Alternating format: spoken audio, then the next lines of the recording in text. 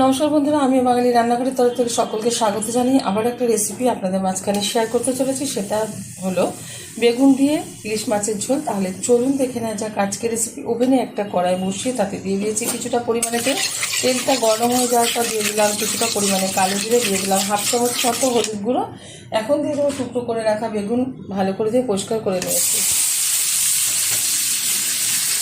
একটু নেড়ে চেড়ে নেবো, বেশি ভাজবো না, হালকা একটু নেড়ে চেড়ে নিলেই কিন্তু এটা হয়ে যাবে, মানে বেগুনটা হালকা হালকা ভাজা হয়ে যাবে। বেগুনটা 1 মিনিট মতো হাই আছে, নেড়ে চেড়ে নিচ্ছি, একটু কালার চলে এসছে।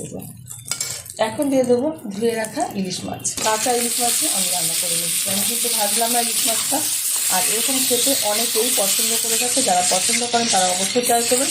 আশা করি গরম ভাতের সাথে ইলিশ মাছের পাতলা ঝোল বেগুন দিয়ে ভালো লাগবে ভীষণ।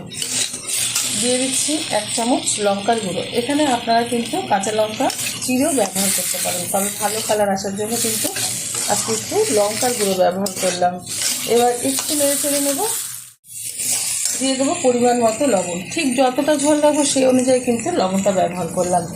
আবারও একটু নেড়ে নিচ্ছি, এতে আর কোনো মশলার কিন্তু দরকার নেই। এবার দিয়ে দেবো পরিমাণ মতো জল। ঠিক যতটা ঝোল রাখবো সেই অনুযায়ী কিন্তু জলটা ব্যবহার করলাম। যেহেতু ছোটো সাইজের ইলিশ আর অল্প পিস আছে, সেই কারণে কিন্তু অল্প পরিমাণে আমি ঝোল রাখবো।